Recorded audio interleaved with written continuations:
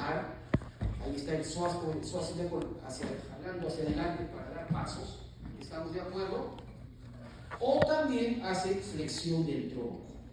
¿Estamos claros? Y eso hace el psoas ilíaco. Su inervación es directa por nervios raquídeos, ramas anteriores de los 4 primeros nervios raquídeos lumbares. ¿Ok? El psoas menor, ya les dije que es inconstante, solo está presente el 60% de la humanidad. ¿Ok? Inserta en los cuerpos de la vértebra L12 y L1 y abajo no sale del abdomen ni de la pelvis, se queda acá, en la eminencia iliopubiana. O sea, no llega al miembro inferior. Es un músculo vestigial. Se dice que participa ligeramente en la flexión del tronco. Sin embargo, es vestigial. ¿Ok? Está inervado por ramas anteriores de las 2 primeras raíces lumbares. ¿Ok? El psoas menor. El famoso cuadrado lumbar.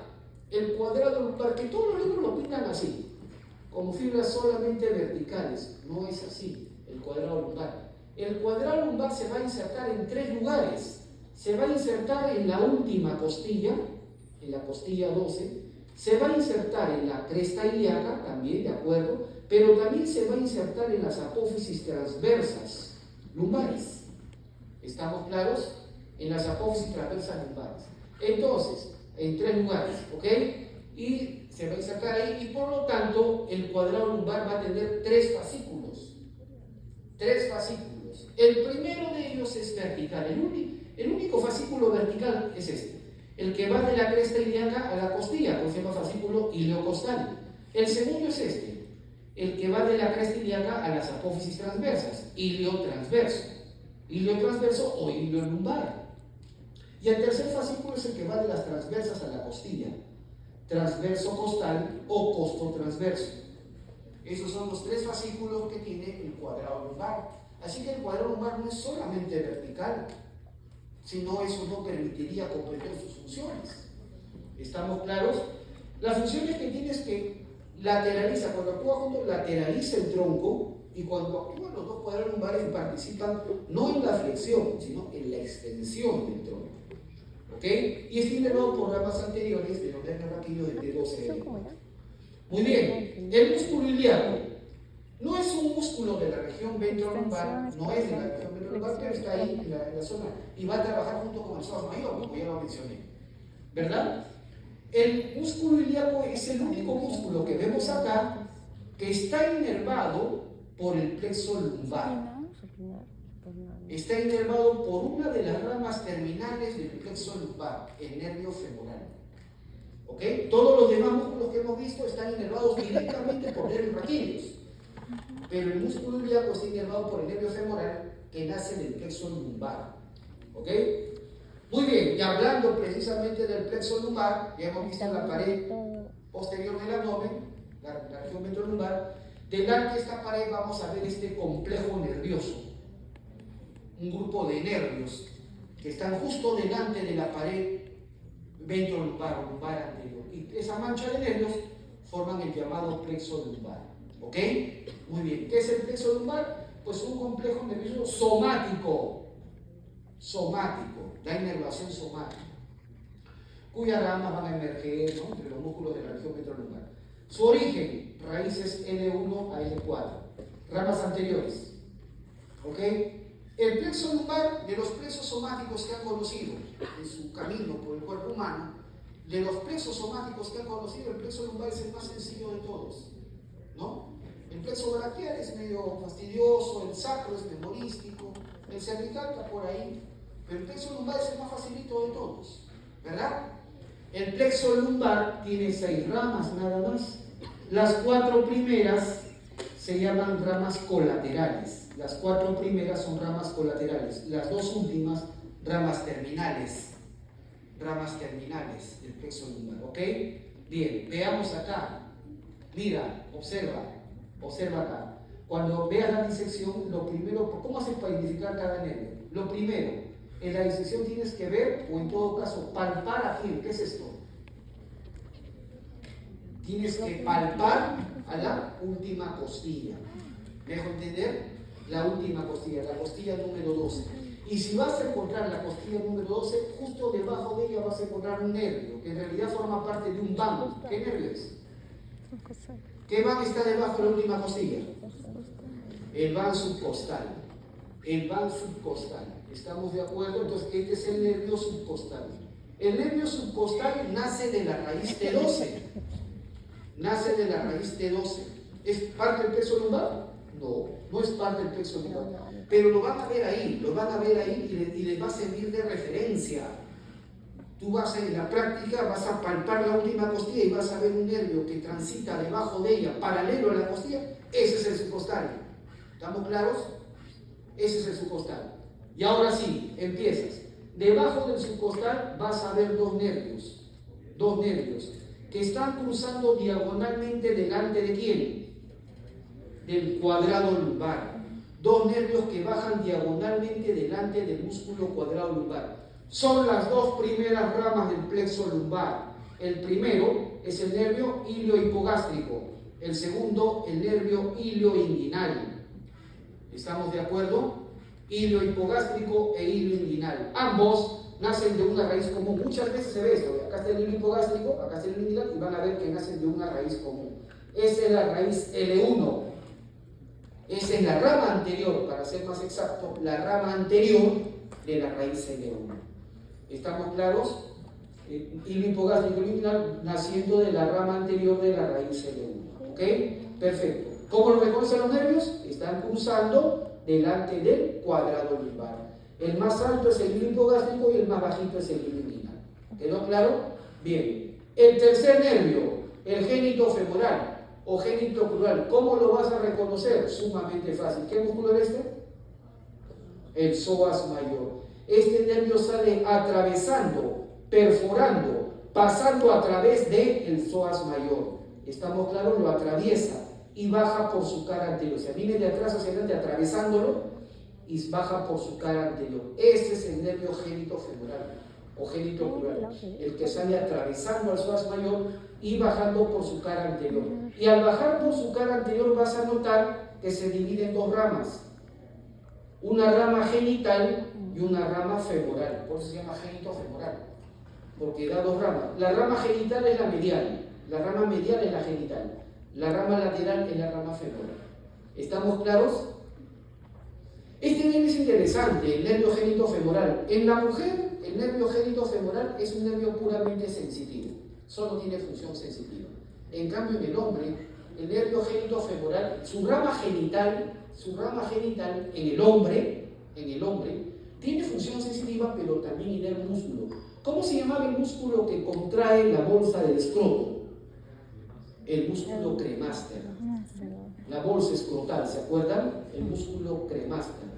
El que inerva el cremaster es la rama en el hombre, naturalmente, ¿correcto? Es la rama genital del génito femoral. ¿Y de qué raíces viene este nervio? Este nervio viene de L1, L2. Estos dos vienen de L1.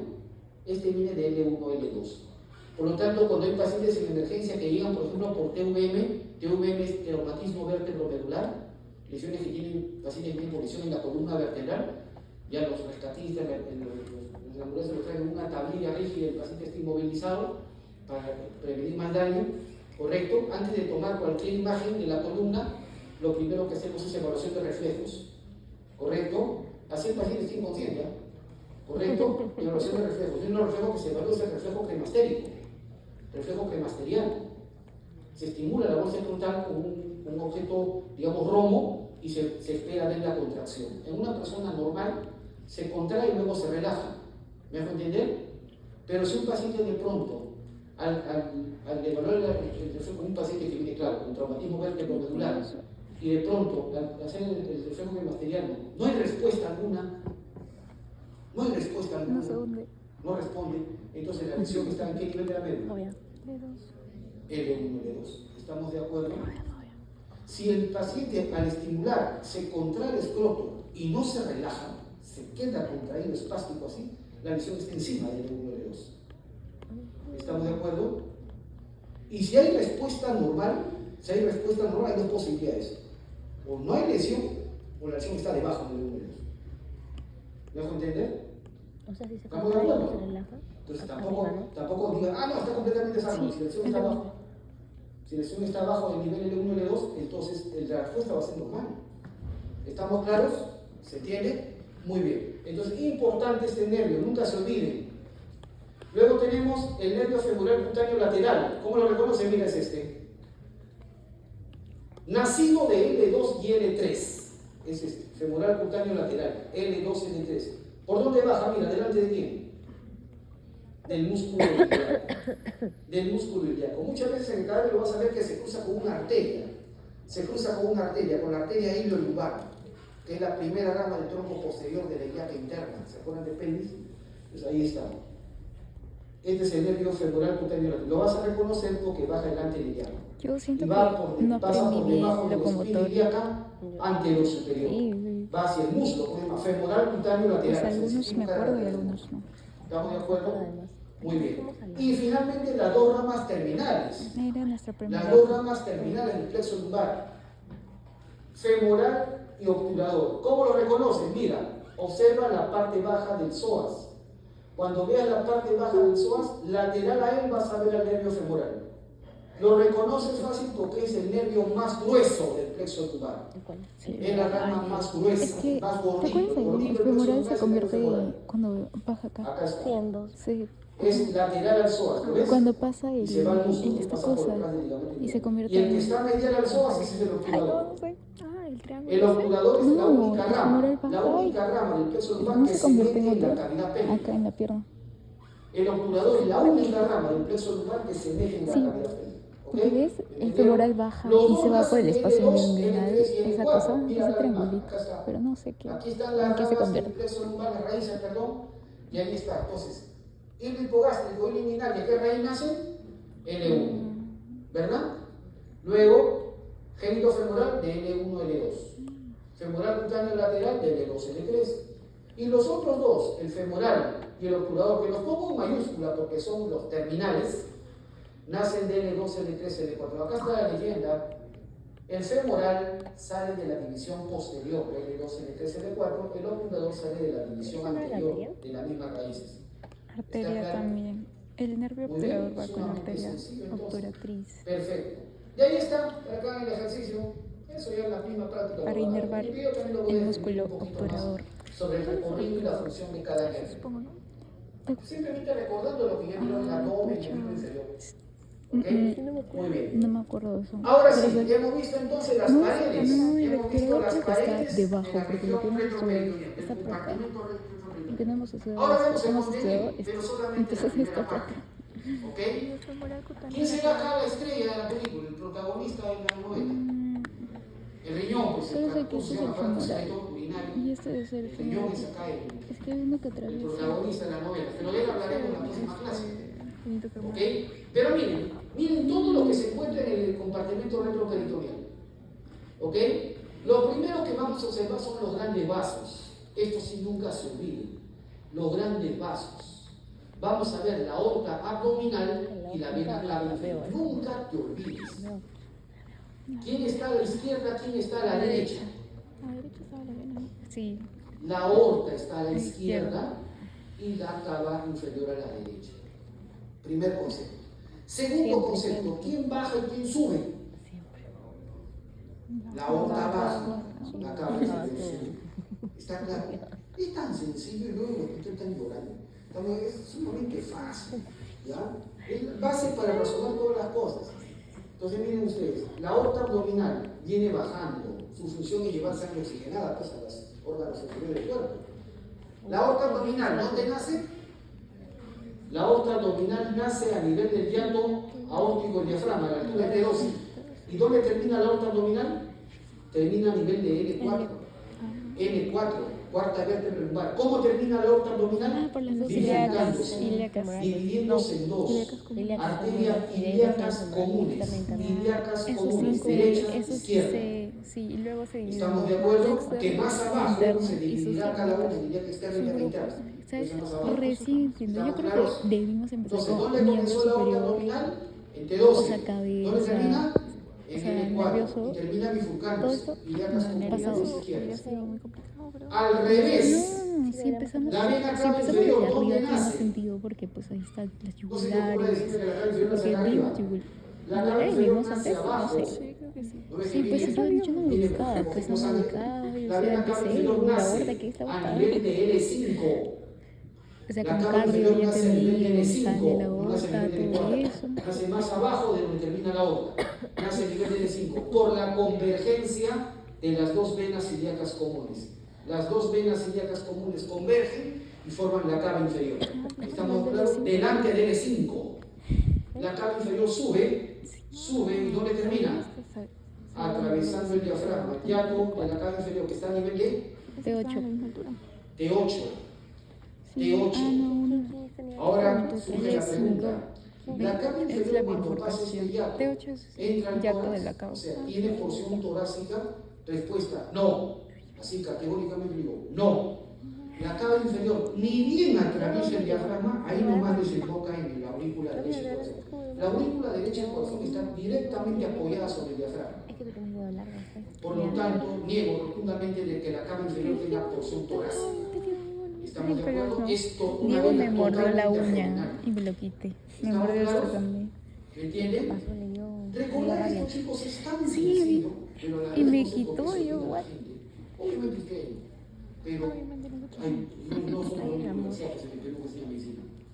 Pero bueno, la cosa es que, por ejemplo, hay pacientes, por ejemplo, eso es muy importante en obstetricia. Por ejemplo, hay pacientes, por ejemplo, hay gestantes que cuando están en el tercer trimestre, en sus últimos meses de embarazo, el útero ha crecido de tal tamaño que obviamente no distiende solamente la barriguita, sino también comprime la vena cava, comprime los grandes vasos.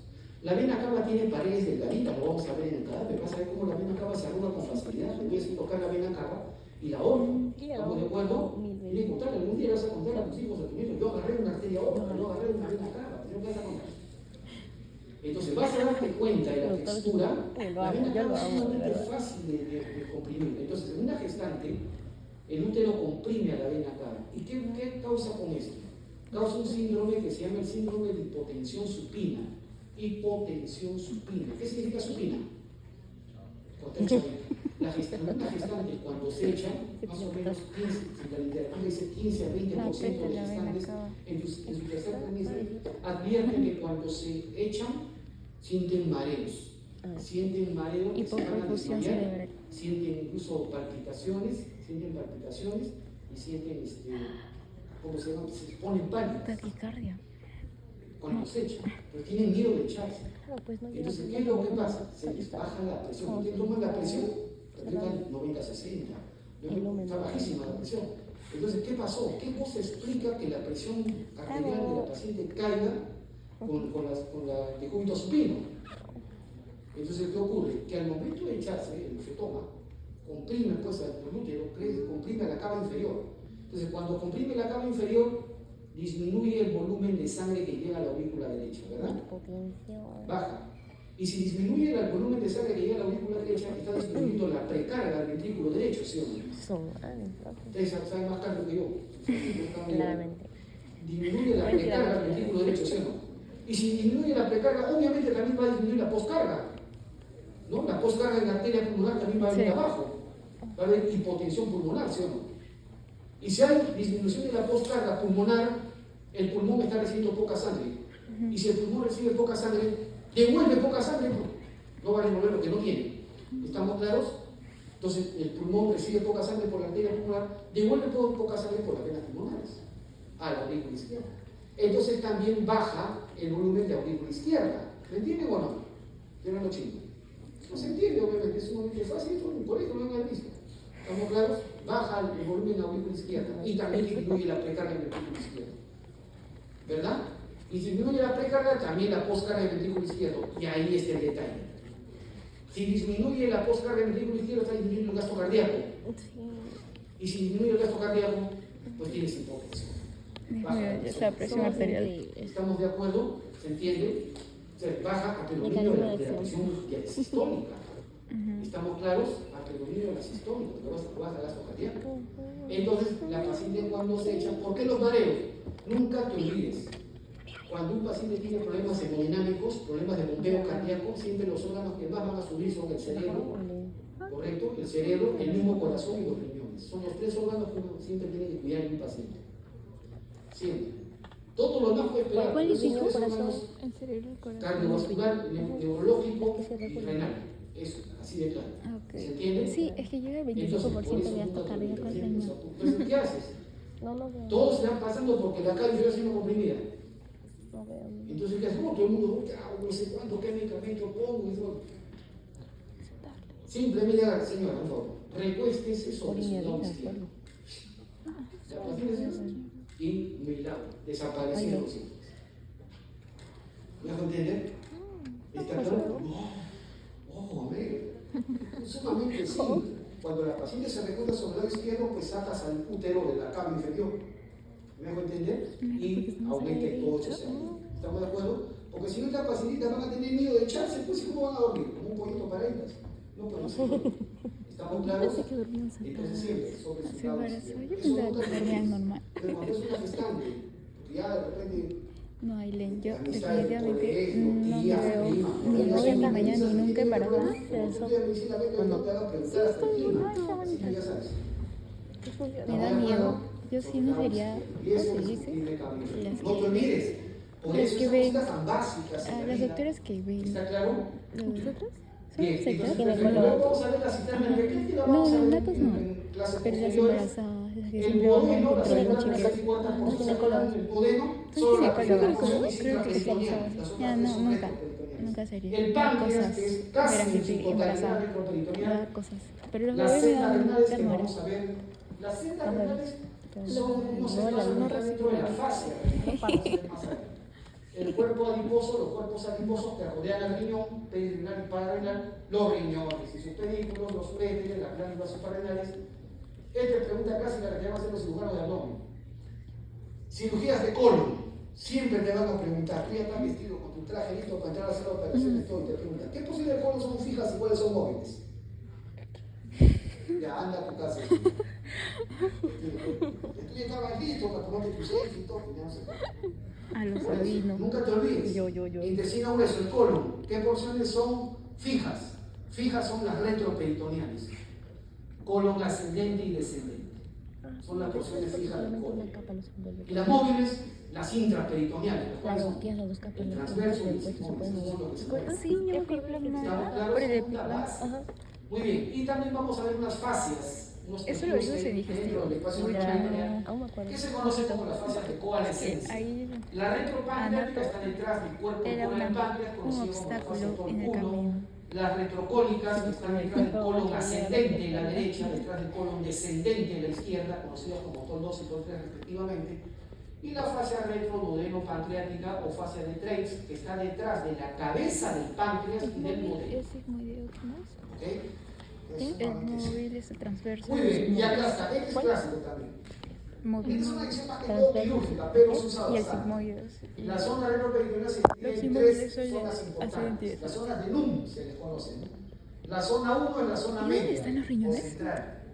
¿Ok? Detrás La de zona la medio zona. central. Ahí están sus Es límites. por eso que a mí me Arriba, tuvo el sí, plano por eso que ventral, me abajo el duele promontorio sacro, que es el borde interior de la vértebra S1. Y a los lados dos líneas verticales que pasan por el borde anterior de los ilios renales. De las No, mis renales. hermanos tuvieron En cálculos esta zona renales 1, y Chiara que tiene tiene un importante, polvo siempre te preguntan esto. en el riñón, creo. No sé, y por eso dicen que yo tengo algo. Paciente ¿Qué es que un tiene pólipo? una lesión Parece un traumática tumor, en el abdomen y tiene un benigno. hematoma retroperitoneal en la Pero a zona Chiara le 2. salió porque ¿Qué dice consumía la mucha doctora grasa. mencionada? Siempre te pregunto. No me digas, yo debo tener miles de polvos. Alternativa, No, por ejemplo, no. ojo, cerebro, Es que Chiara corazón, riñón. le dolía horrible. ¿Estamos de acuerdo? No podía Entonces, caminar. No te compliques la vida. Zona 1. Zona 1 están Ay, no. lo más importante que es ahí, los grandes Porque son a vasos. uno. Los grandes vasos. Yo no. La aorta y la cava están en la zona 1.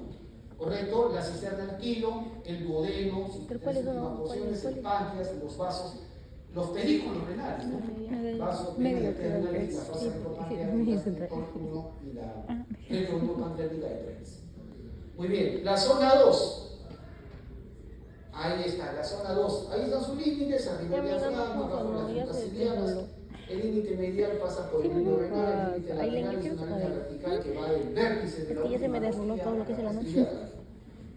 ¿Para qué? ¿Ok? El contenido, ¿cuáles son los órganos más importantes en la Solo zona me duran 1? 2 Son horas. ruleros. Grandes vasos. Solo me duran 2 horas. Grandes vasos. un paciente con un hematoma retroperitoneal en zona 1, ese paciente está en franco shock hipovolémico. Ya, esto lo va a Está en preguntar, franco shock pero no creo hipovolémico, que se lo está muriendo pregunte en nuestra el nariz. práctico, sino Hay que en ponerle universidades. vasopresores, hay que reanimarlo de una vez. Y si es necesario, cirugía de emergencia, antes se abre directo y ¡guau! Se comprime la otra. No quedó, ¿estamos de acuerdo? Está recibiendo la otra. Por la java inferior. Muy bien. En zona 2 están los riñones, los uréteres, las glándulas suprarrenales, Mira, las me mandas porciones del el colon videito, ¿ya? y las fascias que están detrás del colon. Muy bien. La zona 3. ¿Por qué se considera la zona 3 o zona pélvica? Porque se acuerdan ustedes que el retroperitoneo hacia abajo se continúa libremente con la zona pélvica. Por eso. Y básicamente son los límites de la cavidad pélvica. ¿Ok? Así que no se compliquen la vida con eso. Y su contenido pues son los órganos pélvicos. Pero lo más importante acá son los vasos ilíacos. Vasos ilíacos. ¿Ok? Muy bien. Y ahora sí. Terminando prácticamente la clase hablando de esto. La famosa fascia renal. La famosa fascia renal. Miren ustedes acá. Observen. 34. Miren esta imagen que les traí. Pero creí ¿Ok? 39. Miren esto que sea. ¿Qué te dije? El peritoneo parietal posterior, ¿verdad? Muy bien. Esta es la pared lumbar, ¿no? La región posterior, ¿se acuerdan? ¿Qué músculo es este? Cuadrado lumbar. Cuadrado lumbar. ¿Qué músculo es este? Eso es mayor. Psoas mayor. ¿Ok? Cuadrado lumbar, psoas mayor. Este es la masa El sacrolumbar. mayor, ¿Se ¿no? acuerdan? El mayor. Ya, muy bien. Esta es la pared lumbar, esta es la pared, el peritoneo parietal posterior. O sea, todo esto es retroperitoneo, ¿de acuerdo? Es más grande el cuerpo. Ya. Hablemos de la famosa fascia y la celda renal. Dorsal ancho. Miren, hay términos que no deben confundirse. Empezamos. ¿Se acuerdan ustedes cuando estudiamos la pared anterolateral del abdomen? Sí. Que había una serie de capas, piel, subcutáneo, las fascias, los músculos, ¿se acuerdan? Y cuando pasábamos los músculos y sus aponeurosis, aparecía una nueva fascia, una membrana que revestía por dentro la pared del abdomen. ¿Cómo se llama? No. La fascia transversalis, ¿se acuerdan de ella? ¿Y Hay una membrana que está interna en el abdomen y que se conoce como la fascia transversalis. No la ha puesto acá el autor, hay que ayudarlo, hay que ponerla. Fascia transversalis. Esto es fascia transversalis. Así dice, ¿no? Ahí está. Fascia transversalis. ¿Me dejo entender? Es una membranita interna que reviste por dentro la pared. Bien, de la fascia transversalis, cuando llega al retroperitoneo, se abren dos hojas. ¿Te das cuenta? Se abren dos hojas. Esas dos hojas forman la llamada fascia renal. ¿Estamos claros? La fascia renal. Tiene dos hojas, una hoja anterior o lámina anterior llamada prerrenal y una hoja posterior u hoja retrorrenal. ¿Me dejo entender? La hoja anterior se conoce como la hoja prerrenal o la fascia de Gerota o Gerota.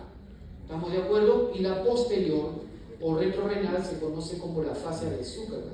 ¿Estamos de acuerdo? Muy bien, ahí está. Entonces, pregunta básica. ¿Qué es la fascia renal? La fascia renal son dos láminas de tejido conectivo laxo, ¿ok? Que derivan de quién? De la fascia transversalis. Derivan de la fascia transversalis. ¿Estamos de acuerdo? ¿Se entiende o no? Pongo en el examen, ¿ah? Derivan del peritoneo, no sé por qué decían. Pero un poco más bien, derivan la meninge, tampoco, no exageren. ¿Estamos de acuerdo? Derivan de la fascia transversalis, no te olvides. ¿Estamos de acuerdo? Muy bien. Y son dos láminas, anterior, fascia de Gerota, posterior, fascia de Zuckerberg, o prerrenal y posrenal. Ahora, pregunta. Estas dos hojas derivan de la fascia transversalis hacia el centro. Cuando terminan de rodear al riñón hacia el centro, ¿se juntan entre sí? Respuesta no. Observa, la lámina anterior, la hoja de Gerota, cruza la línea media, mira, ¿ve? Cruza la línea media y se junta con la hoja de Gerota contralateral. O sea, las dos fascias de Gerota se juntan. La izquierda con la derecha se van a unir por delante de los grandes vasos. ¿Te das cuenta? Entonces, la lámina anterior, la hoja prerrenal de Gerota, se une con la contralateral delante de los grandes vasos. Por lo tanto, cruza la línea media. ¿Estamos claros? En cambio, la hoja posterior retrorrenal o del Zuckergan, esta termina uniéndose a la fascia del psoas mayor y a las vértebras lumbares. Ahí nomás se queda. No cruza la línea media. La anterior cruza línea media, la posterior no. Pero además vemos que estas dos láminas no se juntan. ¿Estamos claros? Ya sabes entonces qué es la fascia renal. La pregunta es ahora, ¿y qué es la celda renal? La celda renal es el espacio comprendido entre las dos hojas de la fascia renal. Todo lo que está entre las dos hojas, todo eso es la celda renal. ¿Me dejo entender? La celda renal. Y como podrán ir deduciendo ustedes, la celda renal no contiene exclusivamente al riñón. No contiene exclusivamente al riñón. ¿Estamos de acuerdo? Va a contener otros elementos también.